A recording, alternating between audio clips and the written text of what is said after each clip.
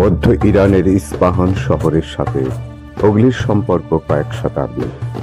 ইরানের সাফাভিদ সাম্রাজ্যের পূর্বতন রাজধানী এবং সাফাভিদ সম্রাট শাহ আব্বাসের স্বপ্নের নগরী ইস্পাহান ছিল ষোড়শ ও সপ্তদশ শতকের শিল্প সংস্কৃতি ও ব্যবসা বাণিজ্যের কেন্দ্রভূমি।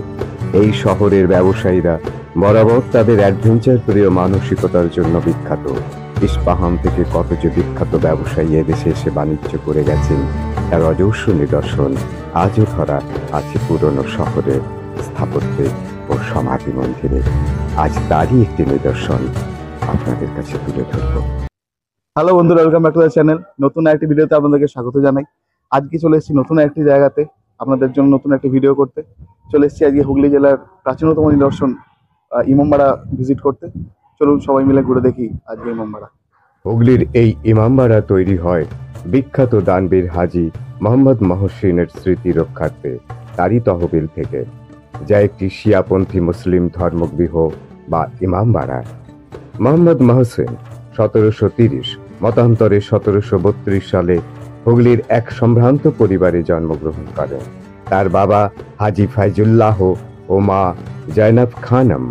ঐতিহাসিক তথ্য থেকে জানা যায় তার পূর্বপুরুষরা পারস্য বা ইরান থেকে এই বাংলায় এসেছিলেন।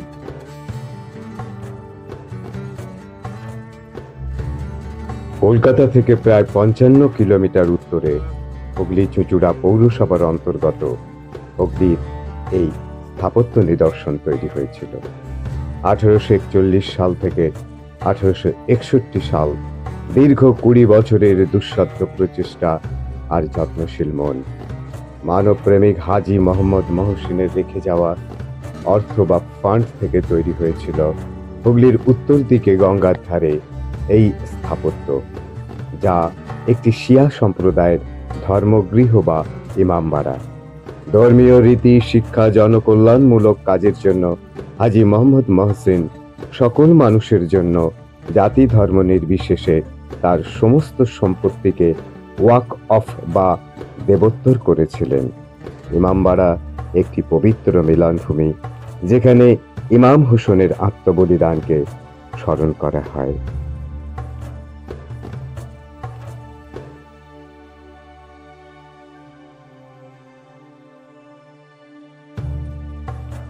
হুগলির এই ইমামবাড়া তৈরি হয় বিখ্যাত দানবীর হাজী মোহাম্মদ মহসিনের স্মৃতি রক্ষার্থে।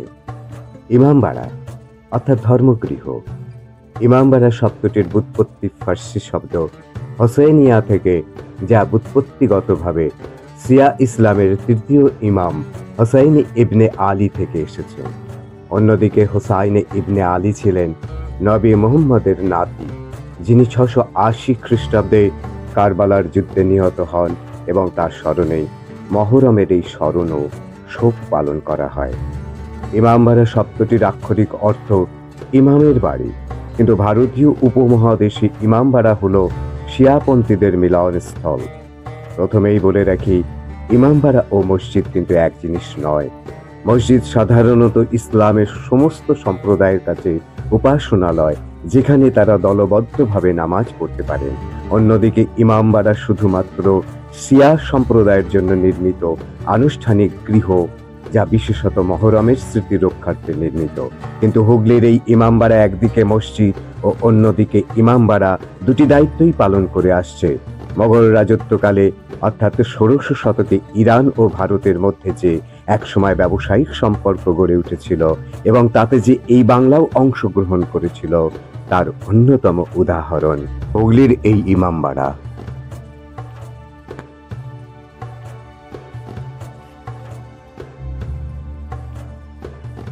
হুগলি ইমামবাড়ার প্রধান আকর্ষণ হলো এর মূল প্রবেশদ্বারের উপরে 80 ফুট লম্বা জোড়া টাওয়ার, যা মূলত ক্লক টাওয়ার। সুউচ্চ এই টাওয়ার দুটির মাঝে রয়েছে ফার্সি হরফযুক্ত এক প্রকাণ্ড ঘড়ি। ঘড়ির দুটি ডায়াল অর্থাৎ দুটি মুখ, একটি রাস্তার দিকে, অন্যটি ইমামবাড়ার ভিতরের অংশে। 1852 খ্রিস্টাব্দে সৈয়দ কেরামত আলী 11,721 টাকায় লন্ডন থেকে ঘড়িটি নিয়ে আসেন। ঘড়িটি তৈরি করেছিলেন লন্ডনের বিখ্যাত সংস্থা মিসেস ব্ল্যাক অ্যান্ড মুরে কোম্পানি।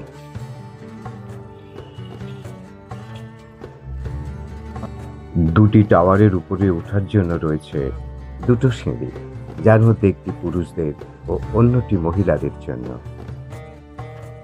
152টি সিঁড়ি ভেঙে যদি আপনি উপরে উঠতে পারেন, টাওয়ারের শীর্ষে উঠতে পারেন, তাহলে এটা বলতে পারি আপনি সুন্দর কিছু দৃশ্যের সম্মুখীন হবেন, যেখানে থাকবে সবুজে ঘেরা হুগলির বিস্তীর্ণ অঞ্চল, বয়ে চলা অপরূপ হুগলি নদী, আর 135 বছরের পুরনো জুবিলি ব্রিজ, যা ইংল্যান্ডের রানী ভিক্টোরিয়া রাজত্বের নিদর্শন আজও বহন করছে। উপরে উঠে আপনি দেখতে পাবেন ঘড়ির একাংশ।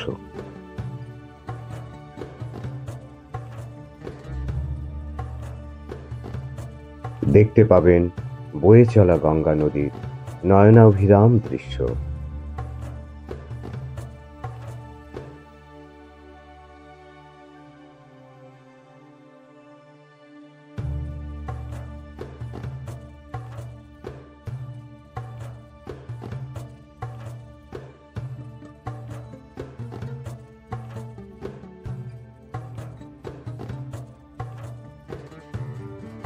দীর্ঘ এবং প্রশস্ত লম্বা করিডোর মুসলিম স্থাপত্য ইতিহাসের শিল্প দক্ষতার নিদর্শন বহন করছে।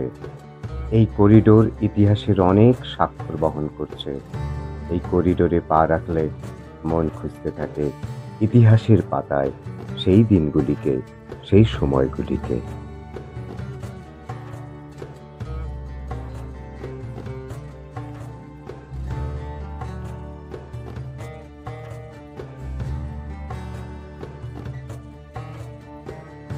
ভবনের উত্তর পূর্ব দিকে উঁচু একটি ভিত্তির উপর রয়েছে এক অপরূপ সুন্দর জরি দালান, যা মূলত প্রার্থনা কক্ষ।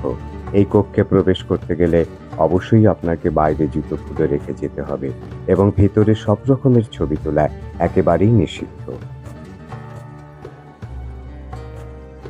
ইমামবাড়ার অন্যতম আকর্ষণ সূর্যঘড়ি।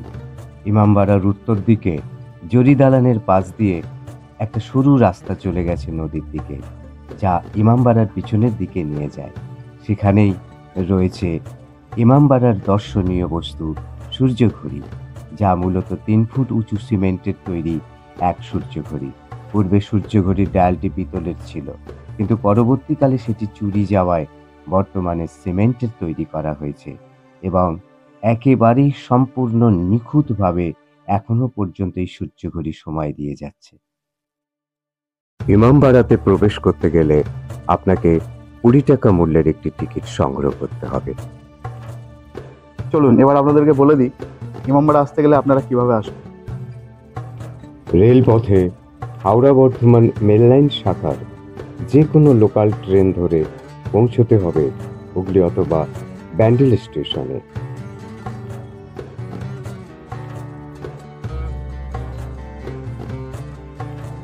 ব্যান্ডেল স্টেশনে এসে ওভারব্রিজে উঠে আসতে হবে বাইরে।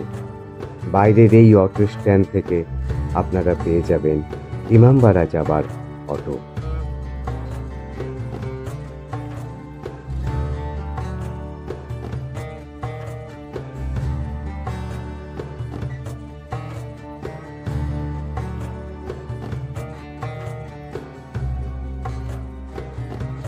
যে ঘুরলাম হুগলি জেলার প্রাচীনতম নিদর্শন ইমামবাড়া, আপনাদেরকে ঘুরিয়ে দেখালাম।